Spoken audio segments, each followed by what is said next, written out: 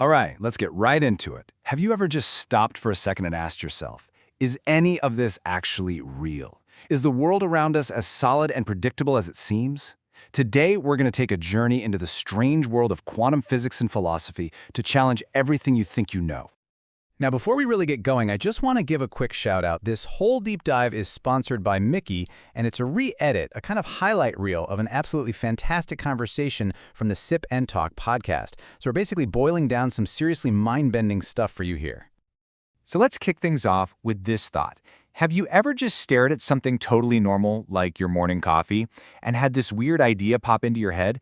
What if this isn't a coffee at all? What if it's just a long, complicated string of code? That's the rabbit hole we're jumping into today. Okay, so if we're going to even begin to question reality, we have to start small, like really, really small. We need to look at the rule book for how the universe works at the quantum level. And let me tell you, the rules down there are just bizarre. Let's start with the granddaddy of all quantum weirdness, the famous double-slit experiment. So you shoot tiny things, like electrons, at a wall with two little slits in it. Now here's the crazy part. When you're not looking, they act like waves and create this beautiful, complex interference pattern on the screen behind it. But, and this is the kicker, the second you decide to watch them to see which slit they go through, bam, they suddenly act like tiny little billiard balls and make just two simple lines. The very act of looking at it literally changes the outcome. How wild is that? So, what's a good way to think about this? Well, check out this analogy. It's kind of like you're at home, just chilling, maybe not working super hard. But the instant your boss pops up on a video call, you immediately collapse into your work mode. You're suddenly the perfect, most productive employee. That's basically what observation does to these quantum particles. It forces them to pick a side, to stop being a wave of possibilities, and just be one specific thing. And if you thought that was strange, it gets so much weirder. Let's talk about quantum entanglement. Imagine you have two particles that are linked in this really deep, mysterious way. If you measure something about one of them, you instantly, and I mean instantly, know the state of its partner, even if that partner is clear across the galaxy. It's so weird that Einstein himself couldn't get his head around it. He famously called it spooky action at a distance. It's kind of like a couple that has that weird sixth sense. One of them feels something and the other one, hundreds of miles away, just knows. It's not like they send a text message, it's just this instant shared connection. That's the vibe of entanglement. This deep, fundamental link between two things. But, okay, here's a super important point. Even though that connection is instantaneous, you can't actually use it to send a message faster than light. You can't send your friend a text message through entanglement. The universe has a hard and fast speed limit, and this spooky action doesn't break it.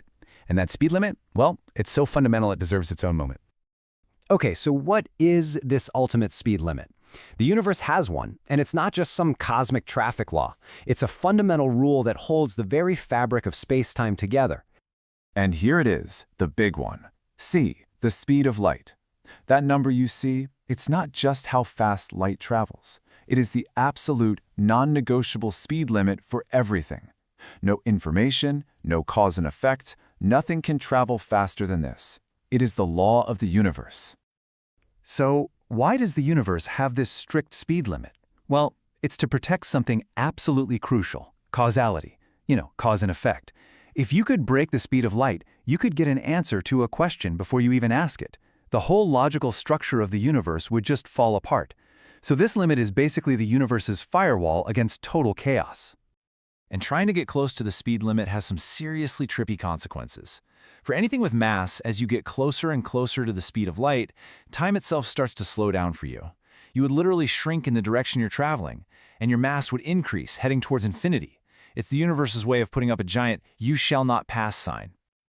Okay, we've got the weird quantum rules, we've got the universal speed limit. Now, let's connect the dots and ask the big, scary question. What if all these rules are just clues? Clues that our reality isn't what we think it is at all. This leads us to a really wild idea from theoretical physics called the holographic principle. Stay with me here. It suggests that everything we experience in our 3D world, you, me, the stars, might just be a projection. All the information that makes up our universe could actually be written on a flat, 2D surface at the edge of the cosmos, as if we're all just characters in a giant cosmic hologram. And that idea dovetails perfectly with the simulation hypothesis, which you've probably heard people like Elon Musk talk about. His argument is actually pretty simple. It's just based on probability. He says if any civilization ever gets advanced enough to run convincing simulations of reality, they'd probably run billions of them.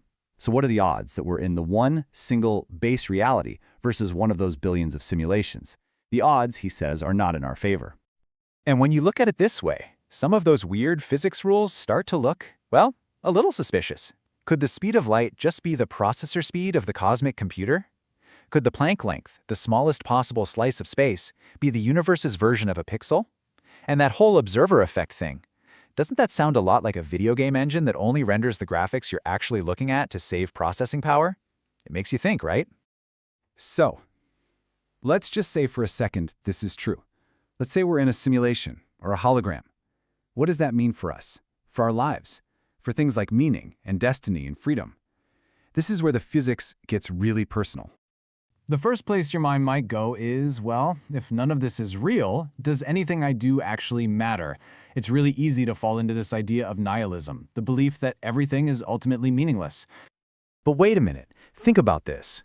Maybe the universe doesn't have some grand built-in meaning. But you know what's real? Hunger is real. Joy is real. Pain is real. Our experience is real, no matter what's going on under the hood. So even if meaning is something we have to build ourselves, the tools we build it with, our feelings, our connections, are absolutely undeniable. You see, for a long time, classical physics made it seem like the universe was this giant clockwork machine. If you knew where every gear was, you could predict the future perfectly. Everything was determined.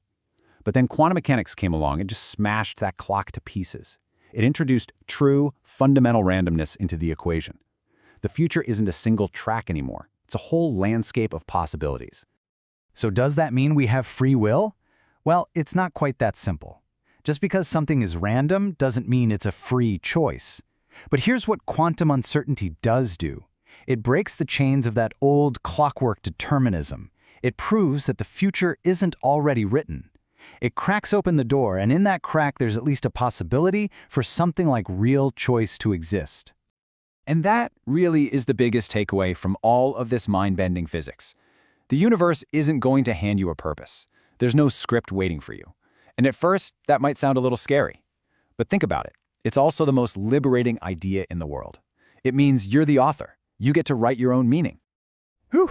Okay, if your brain is buzzing right now, just remember this was just the condensed version. If you want to dive even deeper into all of this, you've got to check out the full conversation over on the Sip and Talk podcast. And a huge thank you to Micky for making this summary possible. I've put links to both the podcast and Micky's channel right down in the description for you. All right, that's all for now. Thanks for coming along on this wild trip to the very edge of what we call reality. Keep asking those big questions. I'll see you next time.